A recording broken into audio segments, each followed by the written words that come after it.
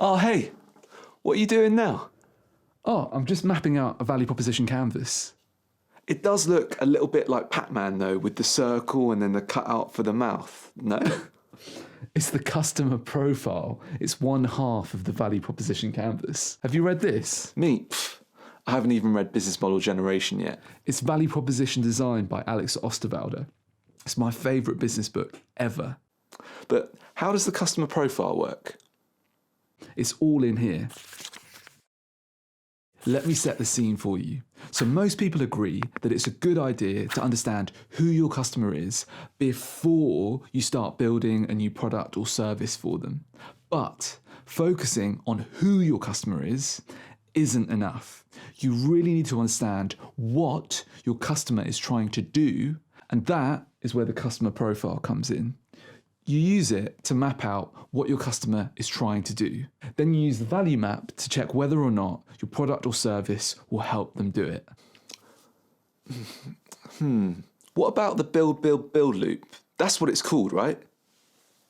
I think you mean the build, measure, learn feedback loop that was created by Eric Ries. The value proposition canvas works really well in combination with that. But I just love building stuff. You know me, I want to get into it as soon as possible, making stuff. Exactly. Do you remember your last startup, the one that failed? You paid some developers in Ukraine like £10,000 to make an app for you. It took 6 months and it was all singing and all dancing. But in the end, no one actually downloaded it from the App Store because nobody wanted it or needed it. Yeah, that was a complete waste of time and money. You see this, the value proposition canvas? This could have helped you avoid all of that. That's why it's so important to use it, especially before you start building a product or service or even spending any money at all. Okay. So how does it work? Well, let's start with the assumption that something's wrong. Our customer has some sort of difficulty or frustration or a blocker in their life, and we'll call these pains, and you map them out using sticky notes. Now, I like to use a pink or a red sticky note to show that kind of something's wrong. This is the pain. Now, they're trying to move away from these pains towards a desired outcome or a concrete result, and we call these gains. I use the green sticky notes to map these out because this is showing like green for go. This is the thing that they want.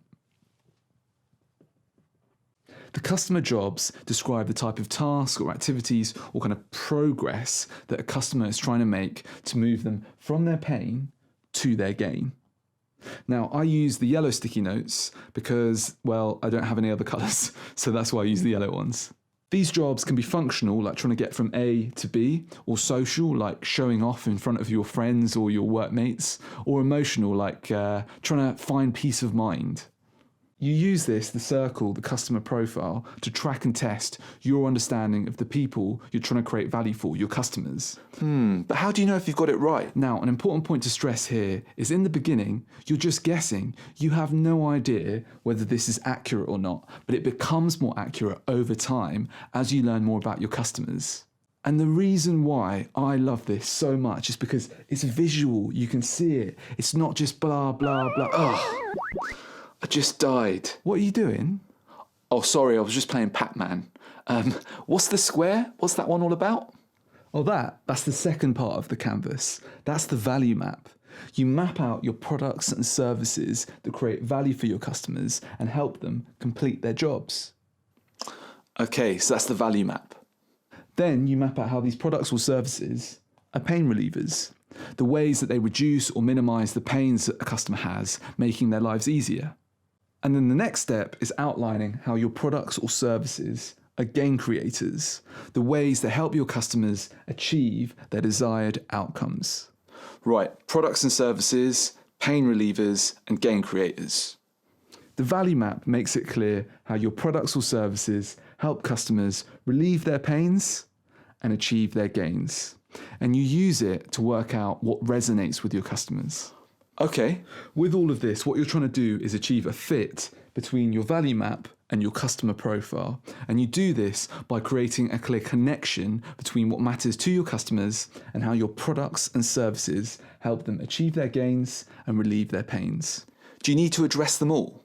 You might have lots of jobs, pains and gains on your customer profile, but your value map doesn't need to address all of them, just the key ones for your customers.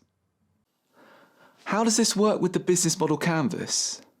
So Alex and Yves, the inventors of the business model canvas, intended people to use it something like this. But in reality, it started looking like this. Loads of sticky notes on the value proposition and customer segment. So they decided to create a new tool that zoomed into these two key areas. You use both the business model canvas and the value proposition canvas together. They help you track where you are in your business, and you should constantly be going back and revising them and improving them. Well, I better go then, because I've got plenty of work to do on my on my value proposition canvas. I'll see you later. Yeah, definitely, and I need to as well.